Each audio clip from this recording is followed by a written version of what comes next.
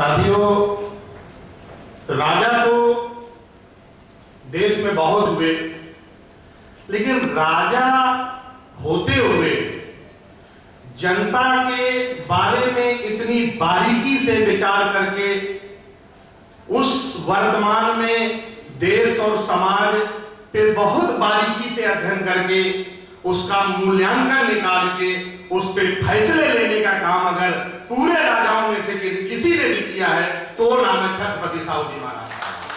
इसलिए राजा होने के बाद भी जनता में जितनी लोकप्रियता छत्रपति साहू जी महाराज की रही, शायद इतनी किसी और राजा की नहीं रही।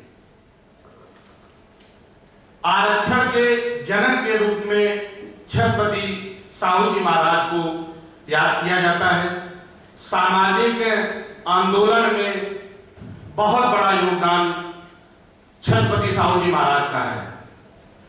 आज हम सब लोग उनकी जयंती के अवसर पे बैठे हैं और समाज के लगभग वो लोग यहाँ पे बैठे हैं जो समाज को एक दिशा देने का काम करते हैं। जब साहू जी महाराज जी का समय था तो सामाजिक न्याय की स्थिति क्या थी, क्या रही होगी, वो हम किताबों के माध्यम से इस चीज को समझते हैं। लेकिन आज तो स्थितियां और भी ज्यादा खतरनाक और भयानक हो गई साथियों। सामाजिक न्याय कितनी बुरी तरह आहत है।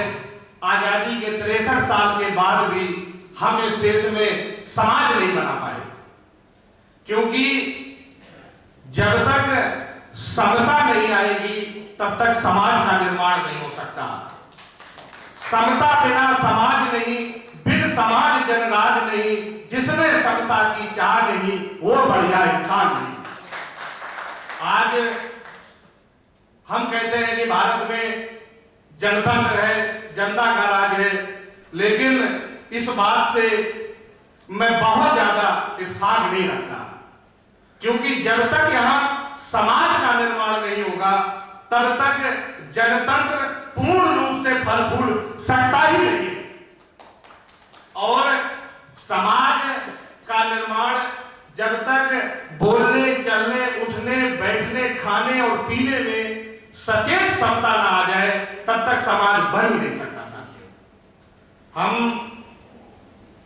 साहू जी महाराज के आंदोलन का मैं एक सिपाही हूं, क्योंकि विश्व रत्न महामना राम स्वरूप वर्मा जी, जिनका नाम माननीय कमलेश जी ने लिया, उन्होंने सिर्फ जो पूरे जीवन में काम किया वो सिर्फ सामाजिक न्याय का किया। राजनीति उन्होंने अपने जीवन में नहीं की, लेकिन राजनीति के माध्यम से सामाजिक न्याय होना चाहिए था, जैसी बाबा साहब ने कल्पना की थी, लेकिन देश के नेताओं से ये हो नहीं पाया, या ये कहें कि जो शासन में आए उन्होंने ये करना नहीं चाहा।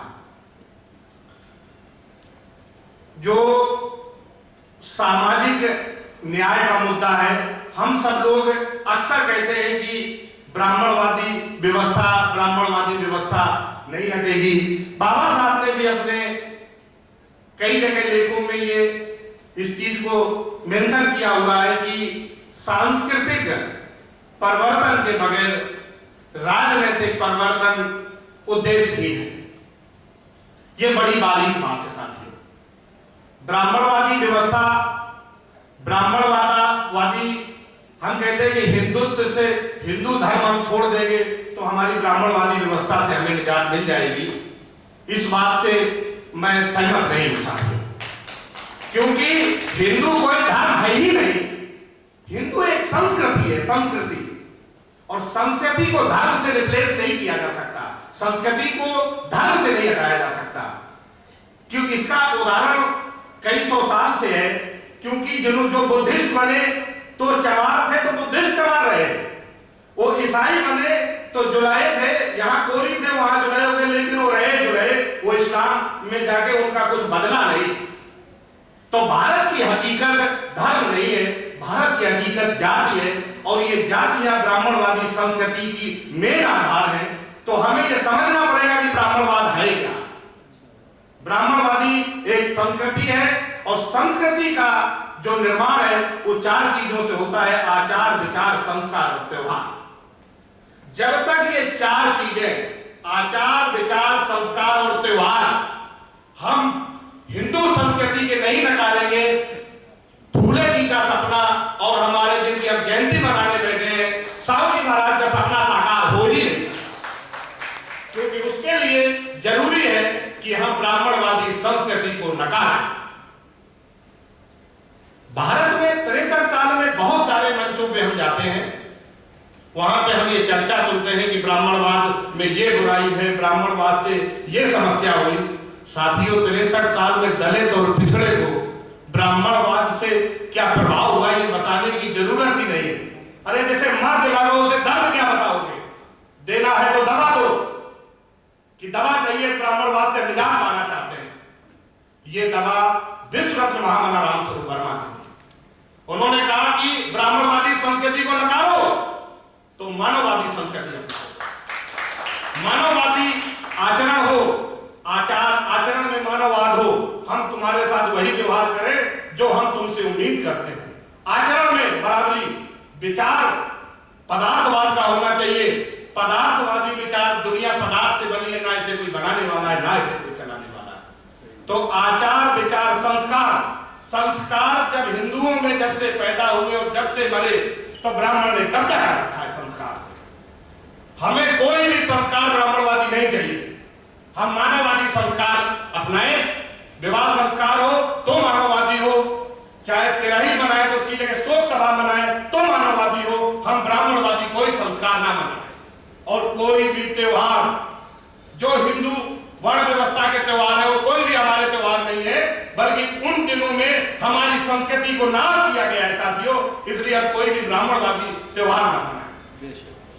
जब तक आचार, विचार, संस्कार और त्योहार हम मानववादी नहीं अपनाएंगे, ब्राह्मणवादी नहीं छोड़ेंगे, तब तक संस्कृति नहीं जाएगी। लाख सत्ता बदल लीजिए, जिसकी संस्कृति होती है उसकी सत्ता होती है, क्योंकि सत्ता का निर्माण संस्कृति से होता है। जितनी मर्जी सत्ताएं बदल जाए, जितने मर्जी समाजवाद से नेता पैदा कर लीजिए, जाके बीजेपी और कांग्रेस की दुकानों में ही जाके बिकेंगे, क्योंकि संस्कृति ब्राह्मणवादी है। तो जरूरत है तो इस ब्राह्मणवाद के जड़ में नट्ठा डालने की जरूरत है। अगर ये काम हम नहीं कर पाए तो कितनी भी जयंती मनाए, साहू जी महाराज का सपना पूरा नहीं हो सकता साथी। साहू जी महाराज का सपना ब्राह्मणवाद को नष्ट नाबूद करने का सपना था। तो ये हम लोगों के ऊपर जो जिम्मेदारी है, आज यहाँ जितने लोग बैठे हैं, हम सब लोगों के ऊपर ये जिम्मेदारी है कि ब्राह्मणवादी संस्कृति को खोद के गाड़ देना है और उसकी जगह पे मानववादी संस्कृति हम लोगों को स्थापित करनी है साथी। हमारा जो आरक्षण का मामला है, आरक्षण को बहुत सारे लोग अलग अलग तरीके से डिफाइन करते हैं। कुछ कहते हैं आरक्षण होना चाहिए, कुछ कहते हैं आरक्षण नहीं होना चाहिए। साहू जी महाराज का स्पष्ट राय थी इस पे कि आरक्षण का मतलब है विशेष सुविधा। घर में बीमार आदमी होता है, बुढ़ा होता है, बच्चा होता है और जवान होता है, पूरों से मिलकर परिवार होता है।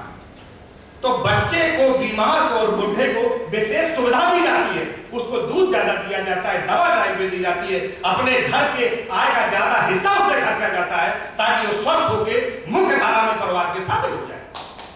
तो ये है आरक्षण का मतलब।